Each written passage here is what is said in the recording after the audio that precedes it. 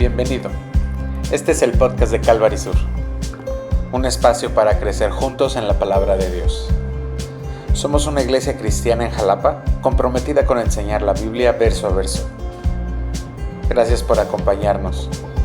Abre tu corazón, abre tu Biblia y comencemos. Buenas noches a todos, hermanos. Espero que el Señor esté bendiciendo el día y la noche de hoy con este calorcito aquí adentro de la iglesia. Y con la noticia de que hoy vamos a terminar el libro de Esther. Hoy vamos a terminar el libro de Esther. El Señor me permitió empezarlo. No sé quiénes estuvieron aquí cuando di la introducción al libro de Esther. Y hoy, mira, épicamente el Señor me concede terminar. Entonces, por favor, acompáñame en tu Biblia, acompáñame a Esther capítulo 8, por favor. Y en lo que llegas allí, déjame poner el tiempo de la predicación en manos del Señor. Señor, gracias por ser tan bueno, gracias porque nos dejas estudiar tu palabra y conocerte a través de tu palabra. Permite, Señor, que tu palabra pueda discernir las intenciones de mi corazón, que tu palabra pueda llegar hacia los rincones más oscuros y más pecaminosos de mí, y que los exponga y que pueda yo venir contigo en confesión, en intimidad, si es que tú revelas algo, Señor, si es que tú revelas algo de ti, y acudir a ti confiadamente al trono de la gracia para obtener ese continuo socorro que necesito todos los días, Señor. Pongo este tiempo en tus manos en el nombre de Jesús. Amén. Hermanos, pues vamos a, si estás ahí en Esther capítulo 8, déjame recordarte a dónde estamos, déjame recordarte lo que vimos la semana pasada, en dado caso que no hayas llegado. Terminó nuestro pastor el capítulo 7 la semana pasada, y ahí fue donde nos enteramos de la muerte del que pareciera el antagonista de todo este libro. Ahí nos enteramos de la muerte de Amán y cómo murió irónicamente con los mismos métodos que él planeó para que Mardoqueo fuera ejecutado, ¿sí? Entonces, a partir de este momento Amán ya no va a figurar dentro de la historia, pero vemos que el mal, ¿sí? El pecado, el mal, los planes maliciosos que Amán tuvo, ¿sí? Siguen en acción, ¿sí? El decreto que Amán firmó con el anillo del rey sigue en acción y continúa, ¿sí? Ese decreto en contra del pueblo judío, ¿sí? Hasta el momento hemos escuchado acerca de conspiraciones, de banquetes, de excesos, de orgullo, de vanagloria, pero a partir de la semana pasada empezamos a ver cómo las cosas pareciera que empezaron a virar, empezaron a invertirse, ¿sí? Esta inversión nos debería de recordar el propósito del libro, ¿sí?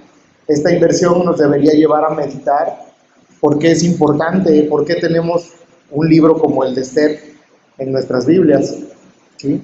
Y ahorita en este cierre del libro que vamos a ver, yo creo que Dios nos va a querer llevar a meditar acerca de sus atributos, como lo ha estado haciendo en cada estudio, ¿sí? Acerca de su carácter, acerca de su persona. Nos va a consolar, creo que de una manera, al menos a mí me consoló de una manera que no me lo esperaba. Y por último también creo que nos tiene que llevar a recordar que el libro de Esther está en nuestras Biblias para recordarnos una historia de redención, una historia mucho más grande que la redención o que el rescate que ocurrió aquí. ¿Sí? El libro de Esther está en nuestras Biblias para recordarnos de la historia de la redención que Cristo logró a través de su evangelio. Pero bueno, eso lo vamos a dejar para el final, aunque creo que ya todos lo sabemos, ¿no?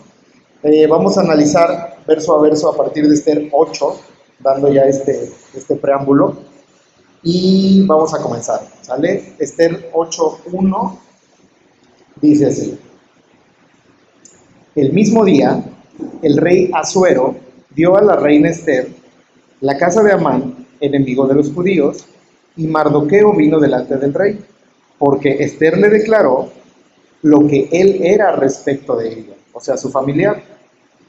Y se quitó el rey el anillo que recogió de Amán y lo dio a Mardoqueo. Y Esther puso a Mardoqueo sobre la casa de Amán. Aquí, mis hermanos, es donde empezamos ya a ser partícipes como lectores de la inversión que te decía, ¿sí?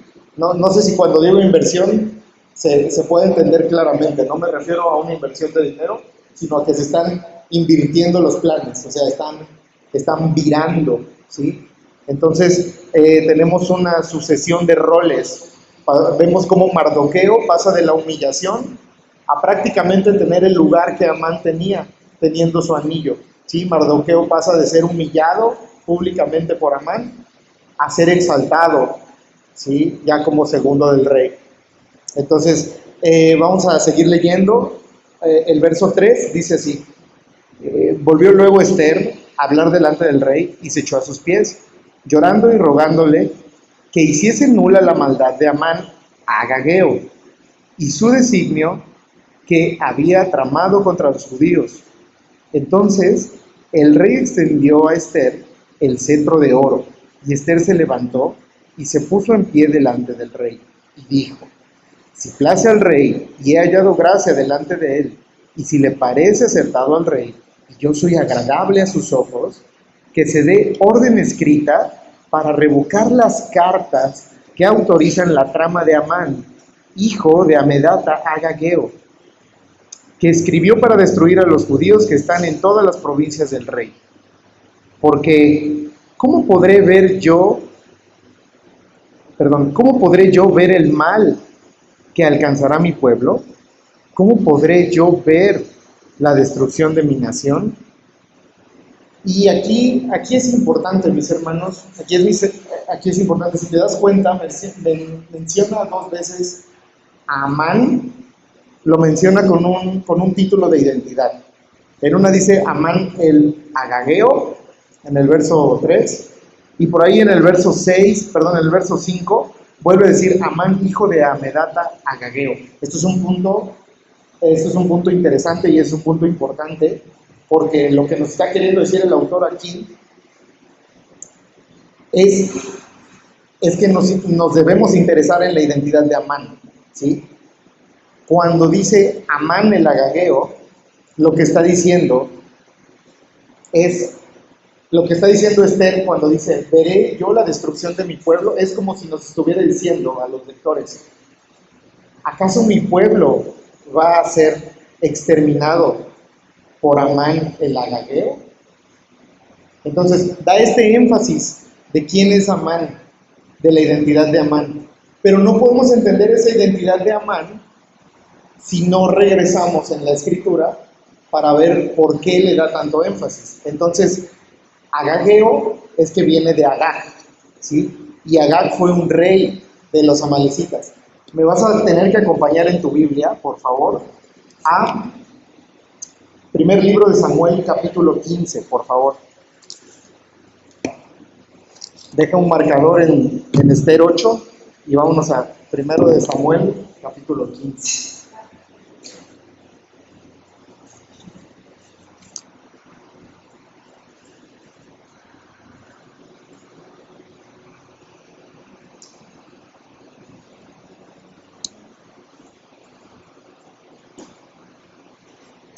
A partir del verso 7 te cuento rapidísimo el contexto.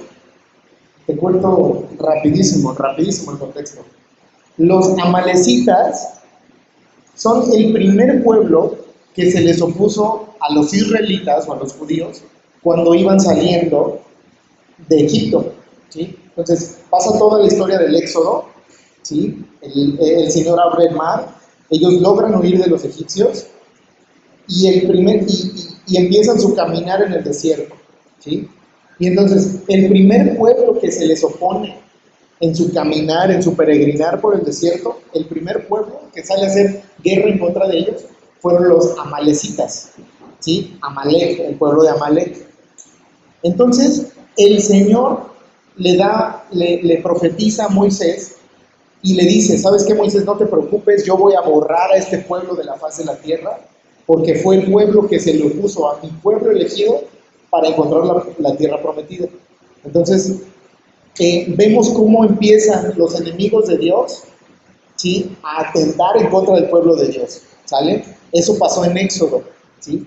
Fíjate cómo Dios hace una promesa y pasan años, ¿sí? Pasan muchos años, porque en el primer libro de Samuel ya nada tenemos que ver con el Éxodo, ya pasaron muchos años, ya estamos con el primer rey de Israel, de hecho, y entonces el primer rey de Israel, que es el rey Saúl, les da una orden, ¿sí?, por el profeta Samuel, y le dice, vas a ir a este pueblo, hablando del pueblo de Amalek, ¿sí? Vas a ir, y este es un pasaje fuerte, hermanos, este es un pasaje fuerte porque le dice, vas a ir, y prácticamente le dice, vas a acabar con todo, vas a acabar con sus bienes, vas a acabar con sus animales, vas a acabar con sus hijos, con sus mujeres, no vas a dejar nada vivo de esta tierra. El Señor está dedicándose a ser fiel a su palabra que había dado desde el libro de Éxodo. Y entonces ahora en 1 de Samuel 15:7 vemos qué es lo que hace el rey Saúl, ¿sí? A partir del verso 7 dice así: y Saúl derrotó a los amalecitas desde Havila hasta Shur, que está al oriente de Egipto. Y fíjate el 8, y tomó vivo a Agag de Amalek, pero el pueblo mató a fila, pero a todo el pueblo mató a filo de espada, ¿sí? El Señor le encargó personalmente a Saúl matar a todo el pueblo y sobre todo matar al rey, ¿sí? Y entonces viene fatídicamente el verso 9 y nos dice lo siguiente: y Saúl y el pueblo, ¿qué dice allí? Perdonaron a Agag y a lo mejor de sus ovejas y del ganado mayor, de los animales engordados, de los carneros y de todo lo bueno. O sea, perdonaron al rey y perdonaron lo que ahora conocemos como el botín de guerra, cuando el Señor había dicho aniquila todo, ¿sí? Aniquila todo. Ahora sabemos quiénes son los amalecitas, ya sabemos quién es Amalek y ya sabemos, qué ciudad era Amalek y quién es Agag, ¿sí? Entonces, ahora sí, regresamos a Esther 8 y entonces vemos que Amán es un descendiente directo del rey Agag. O sea, Amán es el descendiente vivo, muchísimos años después, de los amalecitas, ¿sí? Es por eso que Esther lo entiende. Los judíos crecieron oyendo estas historias y Esther entiende quiénes son los amalecitas.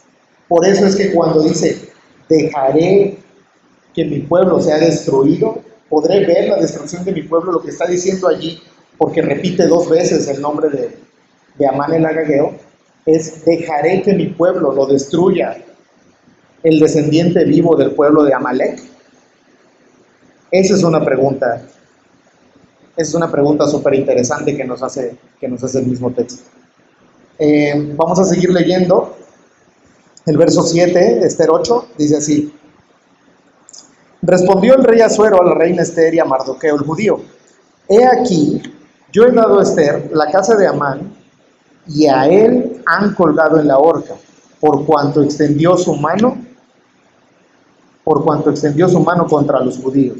Escribid pues vosotros a los judíos, como bien os pareciese, en nombre del rey, y selladlo con el anillo del rey, porque un edicto que se escribe en nombre del rey y se sella con el anillo del rey no puede ser revocado.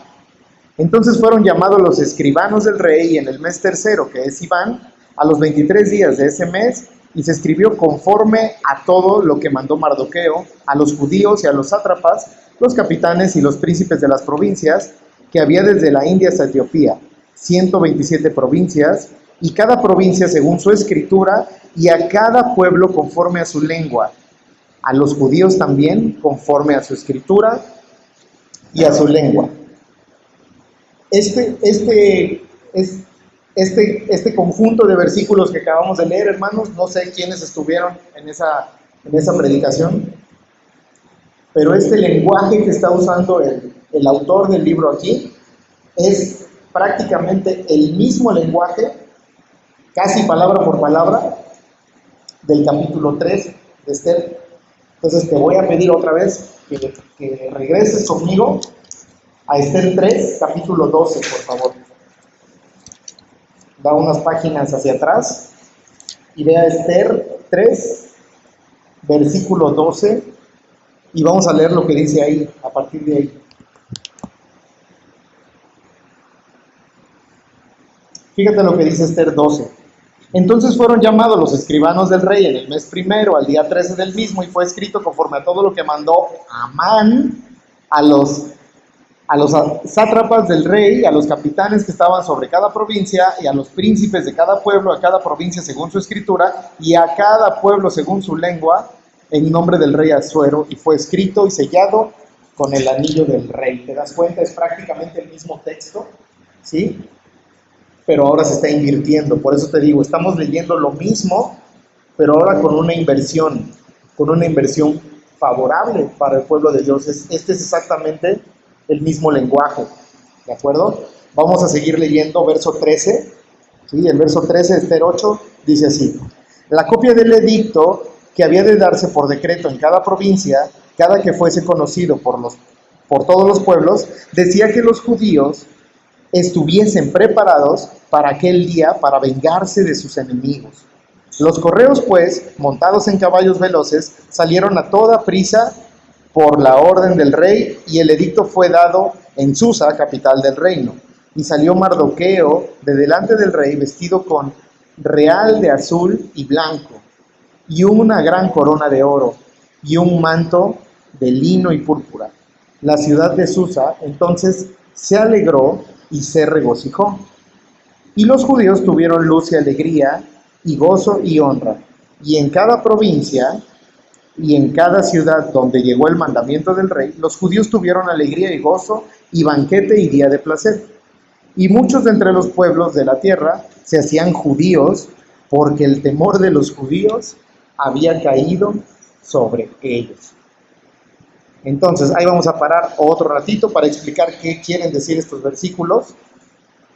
Y lo que más me llamó la atención, bueno, yo ya te expliqué, vamos a estar leyendo la inversión de toda la situación que teníamos, vamos a estar viendo cómo viran las circunstancias de nuestros protagonistas, ¿sí? El verso 15 nos describe cómo viró la situación de Mardoqueo, ¿sí? Mardoqueo, si te recuerdas en capítulos pasados, vestía de cilicio, algo que representaba esta humillación, este sufrimiento, este padecer. Ahora ya no viste de cilicio, ahora ya nos dice el texto que viste de real, de azul, lo cual implica evidentemente que ya goza de la gloria y del favor del rey, ¿sí? Tal como Amán estaba, o sea, en la misma posición que tenía Amán cuando Mardoqueo fue humillado públicamente, ¿no? Cuando fue acusado ilegítimamente. En el verso 17 que acabamos de leer, también se invierte la situación y las circunstancias del pueblo judío, ¿sí? En el primer decreto, ¿sí? En el decreto que hace Amán, ¿sí? Decreta el exterminio del pueblo judío, y el pueblo judío se llena de pesar. El pueblo judío se llena de tristeza, se llena de angustia, se llena de incertidumbre, mientras Asuero y Amán tenían un banquete. No sé si te acuerdas de ese texto. O sea, el pueblo está en aflicción, está en incertidumbre, y Amán y Asuero están disfrutando un banquete. Bueno, ahora está al revés. Ahora los que están teniendo un banquete, ahora los que están teniendo un día de gozo, es el pueblo judío. ¿Y eso es debido a qué? Pues al nuevo edicto, ¿no? A un contradecreto, ¿sí? El texto nos acaba de explicar que algo ordenado, un decreto ordenado por el rey no puede deshacerse, pero lo que sí pudieron hacer es hacer otro decreto para que el pueblo judío se pudiera defender cuando el primer decreto viniera a ponerse en práctica, ¿no? Entonces el primer decreto dice que hay que exterminarlos, pero el segundo decreto ahora dice: puedes agarrar todo lo que tengas a la mano, puedes reunirte, puedes planear estrategias para que aquellos que vengan con la intención que tenía Amán, tú puedas combatirlos, puedas tomar sus vidas, y ahorita vamos a ver qué más implicaba también. Entonces pasamos al capítulo 9, y en el capítulo 9 vamos a ver ya la puesta en marcha del segundo decreto, ¿sí? O del contradecreto, perdón. Entonces, vamos a ver.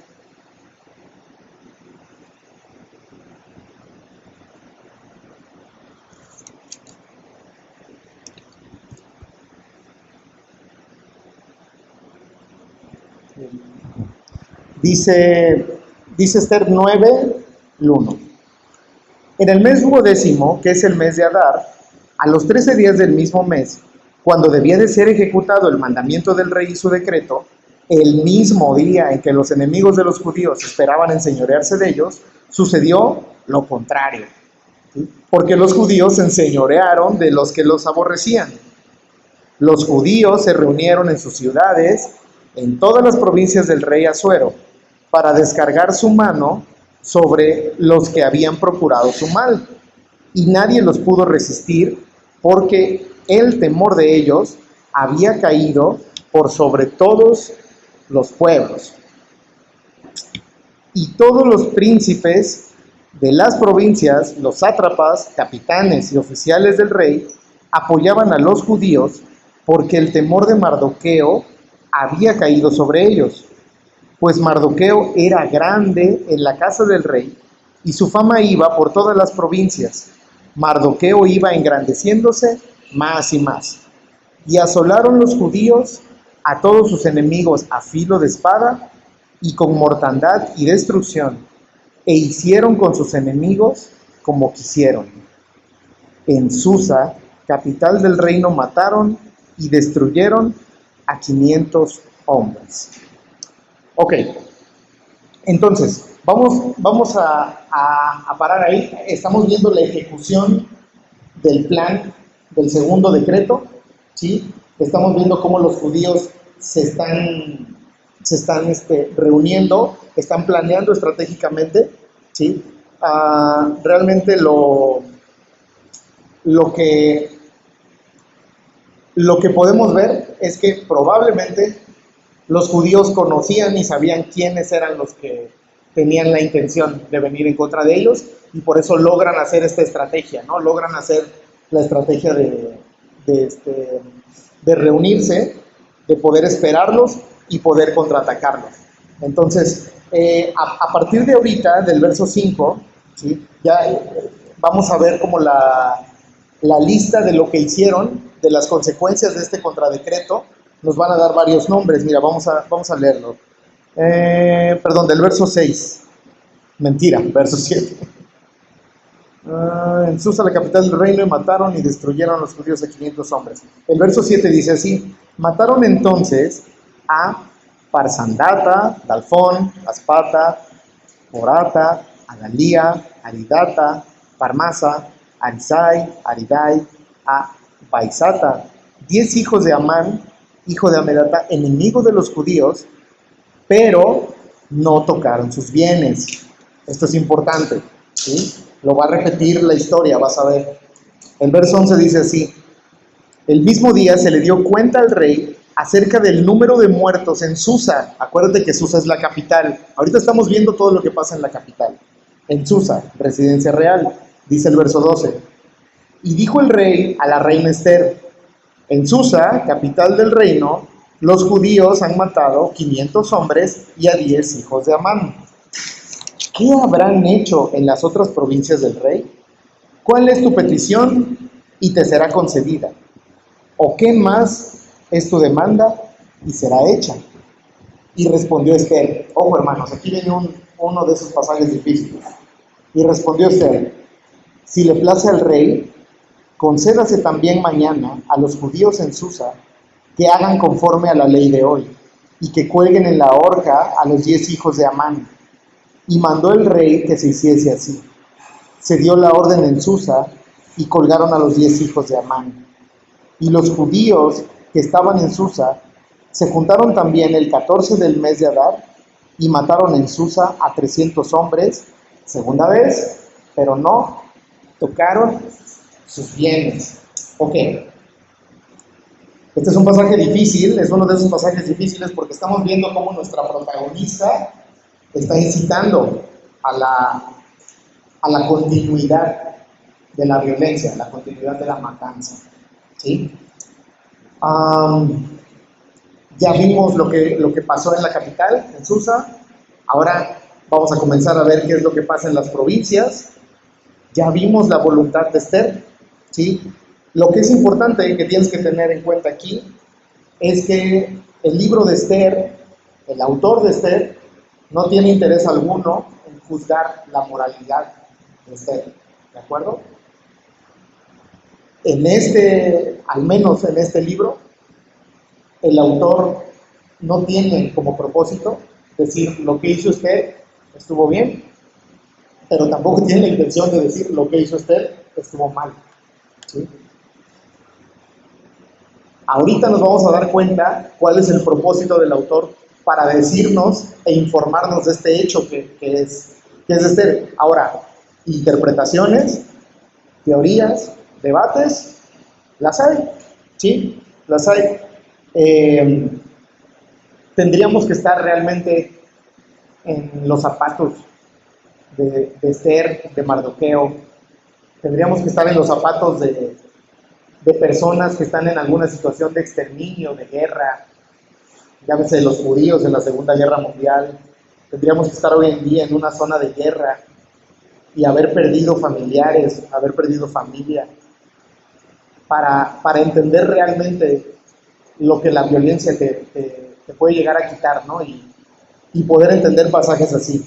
Entonces, algunos le dan razón a Esther de pedir lo que piden, algunos no, ¿sí? Algunos dicen que tal y como cualquier héroe de la Biblia tiene sus altibajos, y generalmente los héroes de la Biblia comienzan súper bien, pero terminan en una relación decayente con Dios y terminan prácticamente en un obrar oscuro, ¿no? Entonces, no quiero, o sea, sinceramente no quiero que tengas un prejuicio acerca de lo que acabamos de leer, porque lo que sí quiero es que notes por qué lo escriben, ¿sí? Entonces, vamos a leer a partir del verso 16. Y si tu Biblia es Reina Valera 60, pues ya te lo empezó a adelantar.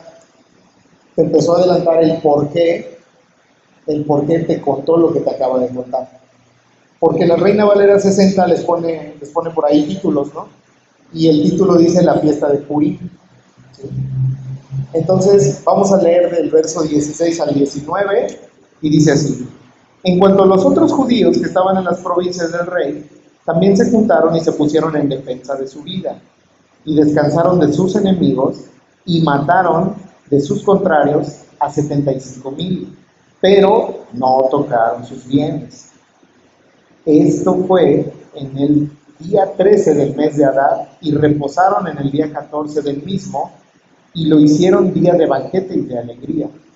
Pero los judíos que estaban en Susa se juntaron el día 13 y el 14 del mismo mes, y el 15 del mismo reposaron y lo hicieron día de banquete y de regocijo. Por tanto, los judíos aldeanos que habitaban en villas sin muro hacen a los 14 días del mes de Adar el día de alegría y de banquete, un día de regocijo, y para enviar porciones cada uno a su vecino. Entonces, ya empezamos a descubrir un poquito de lo que el autor nos quiere decir. Entonces, él nos empieza a introducir y les empieza a explicar a los primeros lectores que leyeron el libro de Esther el porqué de una fiesta tan sagrada que tienen ellos, que es el día del Purim, ¿sí? O es la fiesta del Purim, ¿sí? Entonces, esa es la razón por la cual te está contando que Esther pidió otro día de matanza, porque el día del Purim para ellos dura 2 días, ¿sí? Entonces, si todo esto era un decreto que se tenía que cumplir en un día, una pregunta razonable para el judío que está leyendo esto es: oye, pero si me estás contando que la matanza iba a ser en un día, ¿por qué nuestro festejo es de 2 días de regocijo? Entonces el autor lo que hace es contarle la historia del por qué son 2 días, ¿sí? Entonces, ese es su principal interés, en que nosotros entendamos por qué celebran los 2 días de Purim.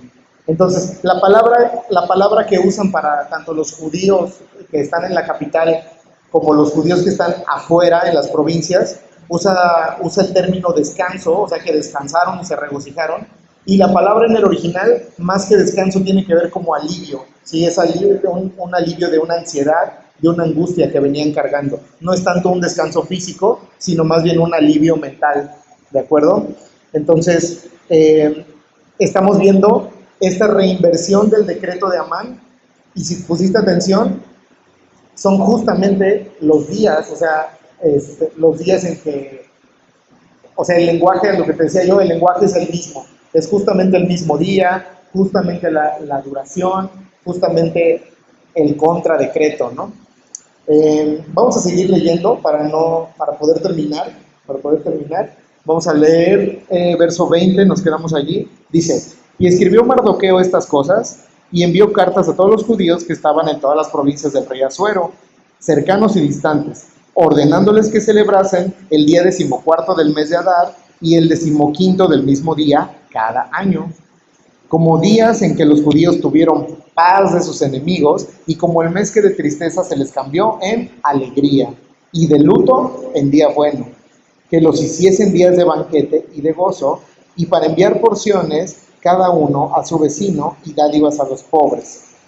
Y los judíos aceptaron hacer según había comenzado lo que les escribió Mardoqueo. Y aquí estamos viendo cómo Mardoqueo ya hace oficial, institucionaliza oficialmente la celebración de los 2 días de la fiesta del Purim, ¿sale? Entonces, ¿a qué se dedicaba esta fiesta? Pues básicamente a tener banquetes, ¿sí? Son representando cómo Dios reinvirtió los banquetes de gozo y alegría de Asuero y Amán, ahora en banquetes de gozo y alegría para el pueblo judío, ¿sí? La palabra pur, de donde viene Purim, ¿sí? Creo que lo explicó el pastor, significa suerte. Entonces ellos están celebrando de cómo Dios cambió el viro de esa suerte hacia el favor de ellos, ¿no? Entonces ellos lo que están haciendo es simbolizar cómo Persia echó la suerte hacia ellos, planeando el mal, pero Dios cambió esa suerte para su bien, ¿no? Para su bien, para protegerlos. Entonces, es básicamente lo que leímos aquí. Acuérdate que apareció 3 veces lo de no tocaron sus bienes, ¿sabes? Y eso es el autor prácticamente diciéndote, Amalek ha sido exterminado. Persia quiso exterminar a los judíos, pero Dios exterminó a Amalek. O sea, se está cumpliendo la promesa que Dios hizo desde Éxodo, que no pudo cumplir Saúl por su desobediencia. Ahora Dios providencialmente está cumpliéndolo, porque se ha muerto Amán y ellos podían, o sea, no solo se podían defender, sino que ellos podían también matar a filo de espada a mujeres, a niños y a todos los que vinieran en contra de ellos y tomar sus bienes, les era permitido. Sin embargo, vemos que no toman sus bienes, ¿sí? ¿Por qué es tan enfático el autor que nos dice 3 veces que no tomaron sus bienes? Bueno, pues es para que tú como lector te des cuenta, aquí me quiere decir algo más, y es precisamente eso, ¿sí? El Señor les dejó tomar, el Señor no dejó que tomaran sus bienes desde el primer libro de Samuel, cuando le dice a Saúl, matas a todos y no tomas sus bienes, ¿sí? Entonces, por eso es tan enfático aquí. O sea, fíjate, ya se cumplió la voluntad de Dios. Sin que ellos sepan, la voluntad de Dios se está cumpliendo, ¿sale? Entonces, esa es la intención del autor al repetir 3 veces eso de no tomaron sus bienes. Vamos a seguir leyendo. Nos quedamos en verso 24, dice así. Porque Amán, hijo de Amedata, Agageo, ahí está otra vez lo que te digo, enemigo de los judíos, había ideado contra los judíos un plan para destruirlos, había echado pur, o sea, suerte, que quiere decir suerte, para consumirlos y acabar con ellos. Mas cuando Ester vino a la presencia del rey y le ordenó por carta que el perverso designio que aquel trazó contra los judíos recayera sobre su cabeza y que colgaran a ella y a sus hijos de la horca. Por esto llamaron estos días Purim, por el nombre Pur, y debido a las palabras de esta carta y por lo que ellos vieron sobre esto y lo que llevó a su conocimiento. Entonces, aquí estamos viendo ya una síntesis, está comenzando una síntesis, un resumen para ubicarnos dentro de la historia, ¿no? ¿Sí? Por si nos hemos perdido, el autor hace esto, es como si te estuviera contando el hilo narrativo de un cuento y de repente el autor mismo se detiene y te lo empieza a platicar con sus propias palabras, ¿no? Vemos ya cómo cierra el capítulo 9, vamos a terminarlo. Dice el verso 27, los judíos establecieron y tomaron sobre sí, sobre su descendencia y sobre todos los allegados a ellos, que no dejarían de celebrar estos 2 días, según está escrito tocante a ellos, conforme a su tiempo cada año. Y que estos días serían recordados y celebrados por todas las generaciones, familias y provincias, ciudades, que estos días de Purim no dejarían de ser guardados por los judíos y que su descendencia jamás dejaría de recordarlos. Y la reina Ester, hija de Abigail, y Mardoqueo el judío suscribieron con plena autoridad esta segunda carta referente a Purim. Y fueron enviadas cartas a todos los judíos de las 127 provincias del rey Asuero con palabras de paz y de verdad, para confirmar estos días de Purim en sus tiempos señalados, según les había ordenado Mardoqueo el judío y la reina Ester. Según ellos, habían tomado sobre sí y sobre su descendencia para conmemorar el fin de los ayunos y de su clamor. Y el mandamiento de Ester confirmó estas celebraciones acerca de Purim, y esto fue registrado en un libro. Pues ya este último pasaje del capítulo 9 nos narra esa disposición que tuvieron los judíos para establecer, para confirmar y oficializar la fiesta del Purim que les mandó Mardoqueo, o que les mandó Ester a través de Mardoqueo, ¿no? Entonces una fiesta que hasta hoy en día lo celebran, o una fiesta que hasta hoy en día corean y aplauden el nombre de Ester y de Mardoqueo, y pues da este cierre tan enfático, ¿no? O sea, este cierre enfático de seguir diciendo el cómo de la fiesta, el porqué de la fiesta, el cómo aceptaron la fiesta, es lo que nos tiene que llevar a entender que este era el objetivo del autor, al menos en este capítulo, ¿no? O sea, su objetivo principal era explicarnos el porqué del Purim, ¿sí? O sea, le dio un énfasis al Purim. Y bueno, pasamos entonces ya al verso 10, perdón, al capítulo 10, y es prácticamente un epílogo. Son 3 versos que dicen así. El rey Asuero impuso tributos sobre la tierra y hasta las costas del mar, y todos los hechos de su poder y autoridad, y el relato sobre la grandeza de Mardoqueo, con que el rey le engrandeció, ¿no está escrito en el libro de las crónicas de los reyes de Media y de Persia? Porque Mardoqueo el judío fue el segundo después del rey Asuero, y grande entre los judíos, y estimado por la multitud de sus hermanos, porque procuró el bienestar de su pueblo, y habló paz para todo su linaje. Pues les decía, este es prácticamente el cierre, el epílogo del libro, ¿sí? Asuero probablemente aumenta el impuesto, y es muy probable porque recuerda que Persia está en medio de muchas guerras, ¿sí? Y probablemente por eso necesite Asuero incrementar los impuestos, ¿sí?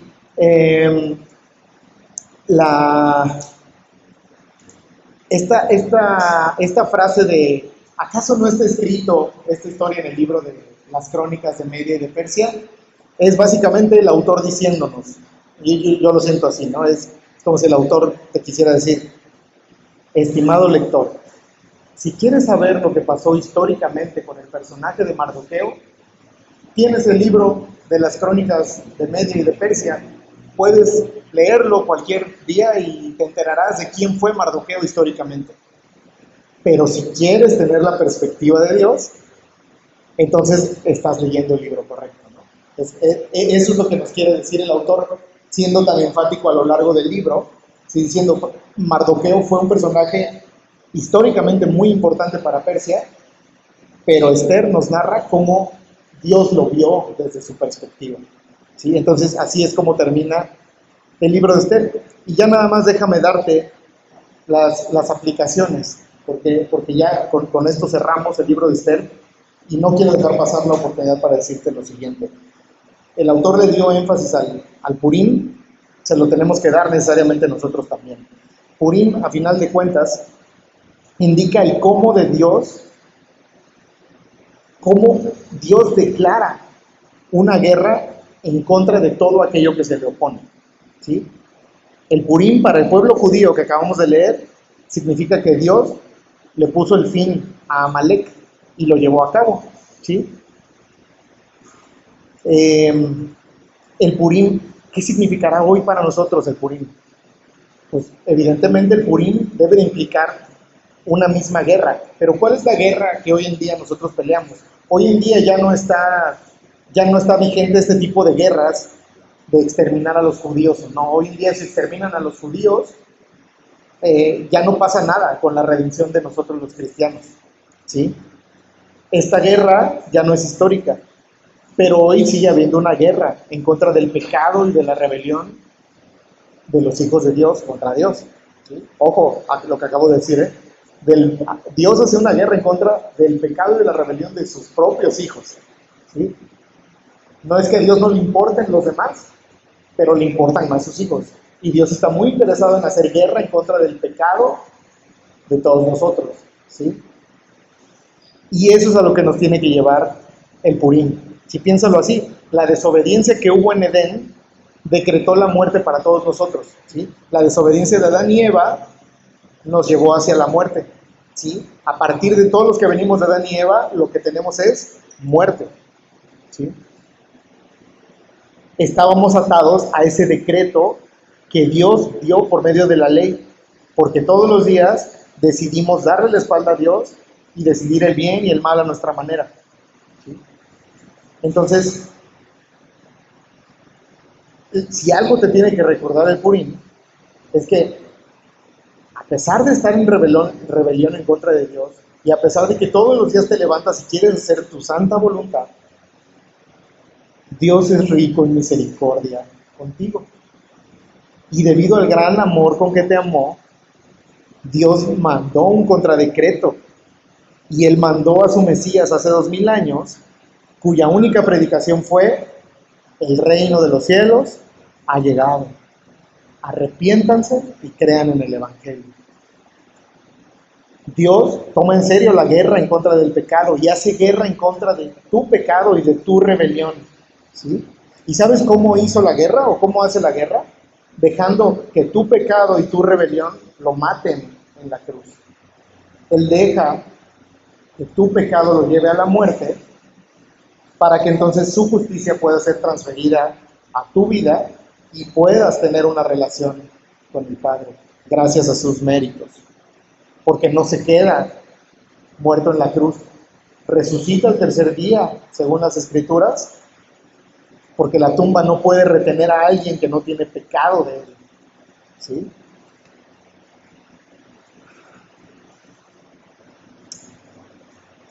Ahora estamos en espera, ahora tenemos que vivir en gozo, ¿sí? Sabiendo esas buenas noticias, porque ya hubo un contradecreto que ya se puso en marcha. Jesús lo llevó a cabo, y Él se dejó imputar nuestros pecados, y ahora nosotros podemos tener ese gozo y podemos vivir en gozo y en banquetes de libertad, porque nos libró, y estamos esperando ese segundo día de banquete, ¿no? Estamos esperando ese segundo día, que es cuando Él regrese por su iglesia y efectivamente acabe con los enemigos de Dios, ¿de acuerdo? Entonces la próxima vez que te acuerdes del Purim, yo quisiera que, ojalá y no, ¿verdad? Pero la próxima vez que te encuentres en una prueba, en una situación injusta, en una situación de angustia o de incertidumbre, incluso no sé si la puedes estar viviendo hoy, pero si tu circunstancia pareciera no tener salida, quiero que recuerdes el Purim. Recuerda el Purim de hoy, que es el Evangelio. Recuerda que hoy tienes acceso al Padre y que no estás solo.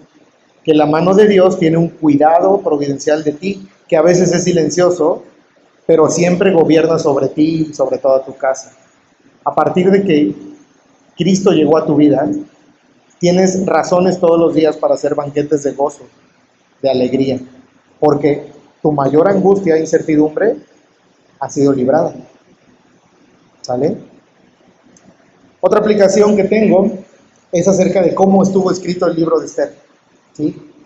El término correcto es paralelismo antitético, y lo que significa esa palabra o esa expresión marciana es que el libro de Esther se fue conectando el capítulo 1 con el capítulo 10, capítulo 2 con capítulo 9, capítulo 3 con capítulo 7. Aquí te lo decían de Amán en los primeros capítulos, y en los últimos te lo decían ya de Mardoqueo o del pueblo judío. Te decían lo mismo, pero con una inversión de la que te decía yo, con una inversión. ¿Y dónde crees que está lo importante del libro de Esther? En el centro, en el corazón de todo eso, ¿sí? Y el centro es el capítulo 5 y el capítulo 6, que es donde se da precisamente ese giro, ese viro. Entonces, esto me ha hecho meditar mucho, me ha hecho meditar mucho en que posiblemente mis momentos más felices o mis momentos más angustiantes no sean los más importantes y no sean los que definan la situación en la que me encuentro. Si algo te debe de enseñar esta narrativa de Esther, es que el momento que realmente define la situación se pudiera encontrar en el centro y en el corazón de tu caminar, ¿sí? En el centro de tu camino, no necesariamente al principio o no necesariamente al final. Te voy a poner un ejemplo.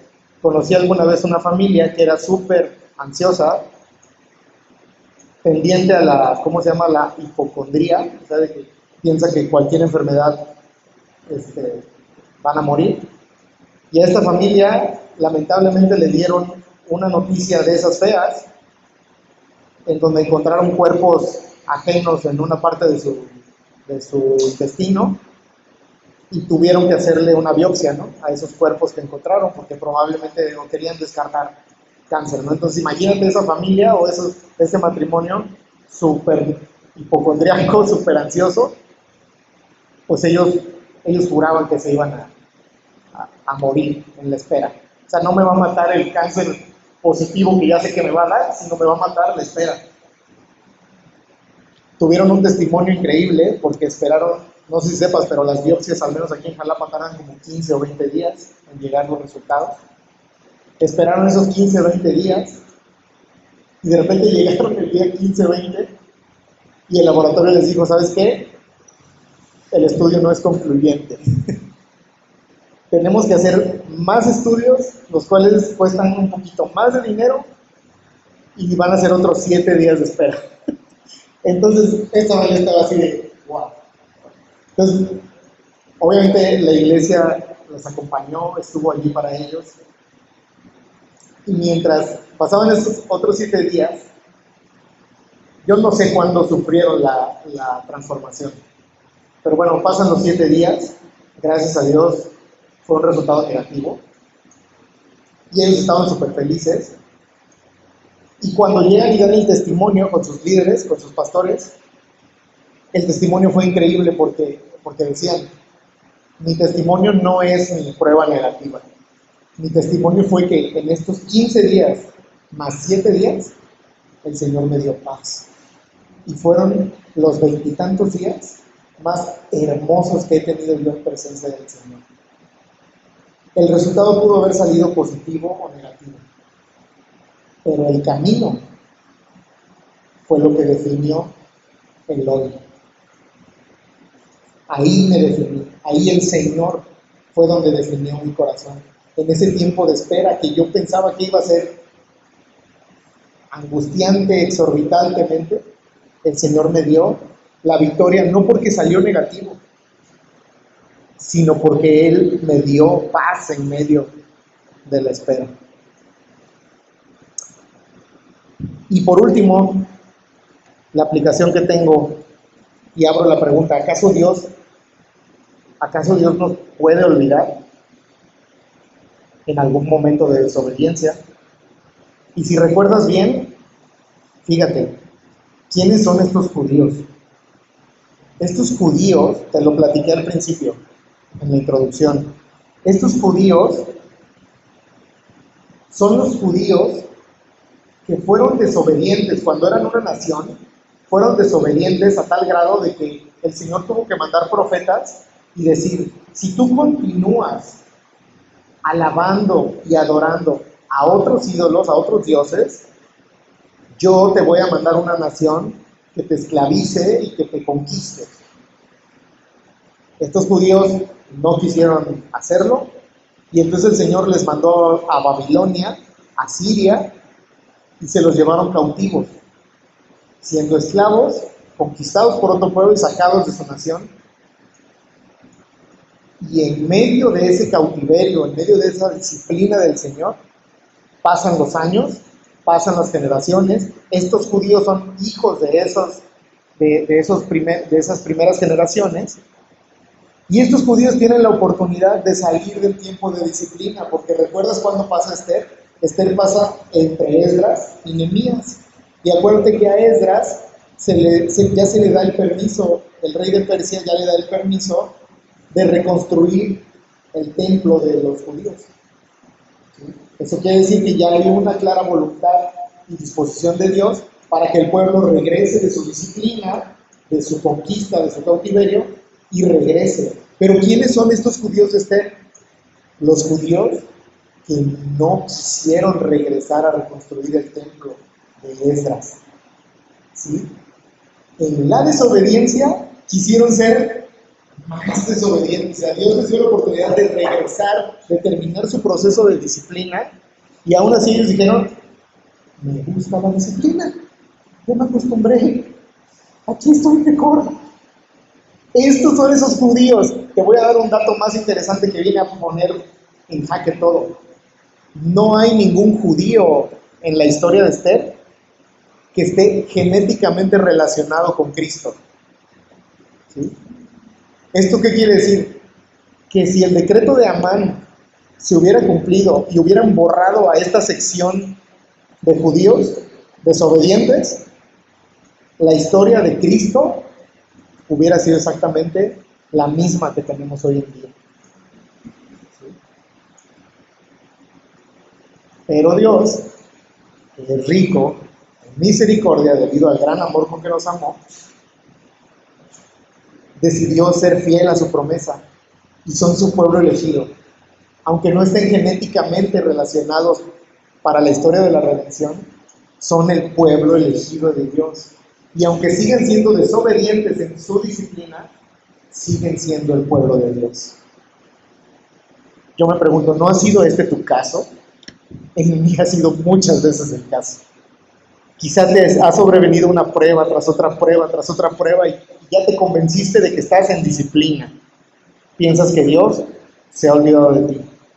Su nombre dejó de estar presente, su voz dejó de ser audible, tal y como en el libro de Esther no nos menciona para nada el nombre de Dios.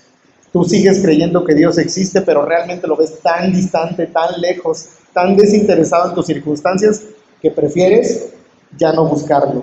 Sabes que te ha llamado y te sigue llamando, pero tú prefieres amargarte al ver cómo otros sí responden a su llamado. Tú prefieres quedarte ahí, quedarte quieto, prefieres no moverte, aunque sabes que seguramente eso va a tener consecuencias. Y las consecuencias probablemente sea tu exterminio, que se canse de ti, que te borre. Si este es tu caso, solamente quiero decirte algo. Hoy aprendimos en el libro de Esther que este remanente de su pueblo no estaba solo. Dios siempre estuvo con ellos, Dios siempre estuvo allí. Ellos no lo escucharon y Él no intervino con milagros o audiblemente moviendo cosas o actuando dentro de la historia, pero Él siempre cuidó de ellos. Aunque ahora sabemos que eran insignificantes y que nada tenían que ver con el Mesías, para Dios no fueron insignificantes. Para Dios fueron parte de sus promesas. Dios no cambió, ellos sí. El día de hoy tú tienes a Cristo, hoy tienes a Jesús. Jesús es la persona más accesible de todo el mundo. Jesús es si fuera una fiesta, Jesús es el que se siente en el rincón. Él no quiere ser visto, no quiere tener los lugares principales. O sea, Él es aquella persona que más te da confianza porque lo ves allá en el rinconcito, así de que nadie quiere hablar con Él. Pues me voy a acercar a Él para hacerle... Él es Jesús, no es el que está hasta el frente dando la predicación de todo, que todo el mundo quiere. No, Él está allí, Él es manso y humilde de corazón. Mientras más pecas, Él se prepara más para darte su amor. Mientras más la riegas, Él mejor te entiende. Siempre y cuando seas de Cristo, ¿eh? Este es un contexto cristiano. Siempre y cuando seas de Cristo tienes seguro el amor de Dios. Y yo lo sé, a veces te pudiera sentir como como una babosa, ¿no? Como un baboso de esos que yo los veo y me da así como que asco, simplemente repulsión solo verlo. Y a veces yo pienso, así, pues así me ve Jesús, y Jesús está obligado a mantenerme, pero seguramente si yo pudiera ver la expresión de Jesús por tanto pecado y por tanto mal, pues la cara de Jesús sería así como que, híjole, pues a Rafa sí, con pincitas, porque me da asco todo el pecado, pero Él vino para eso, Él vino a sanarte de tu mal, Él es la razón por la cual, ¿sí? Por la cual tú necesitas acudir a la Biblia, ¿sí? Él se entregó por ti. Estas ideas que tenemos de Jesús solamente te impiden llegar a Él, ¿sí? O sea, ya no sé cómo decirlo, hermano. Pero lo único que te separa de ese amor incomprensible de Dios para ti, eres tú mismo y las ideas erróneas que tienes de Él. Por eso necesitas urgentemente una Biblia todos los días. Todos los días necesitas abrir la Biblia y conocerlo más y más y más y más. Para que no pienses que es ese niño que tiene cara de repulsión y asco al tratar contigo. Y más bien lo veas como ese doctor especialista en la enfermedad que tú padeces todos los días. Necesitas más Biblia. Yo necesito más Biblia, hermanos. Necesito ser transformado a través del conocimiento de su corazón para con los pecadores. Déjame orar. Señor, gracias por dejarnos terminar con este mensaje, el libro de Esther. Te pido que lleves el evangelio de tu Hijo amado en los corazones de cada uno de nosotros, que podamos ser transformados por ti, que te podamos conocer más y profundizar cada vez más en ti. Que en esto nos caractericemos como iglesia, Señor. Que te conozcamos más y más y más cada día. Más y más cada día. En el nombre de Cristo Jesús lo pedimos. Amén.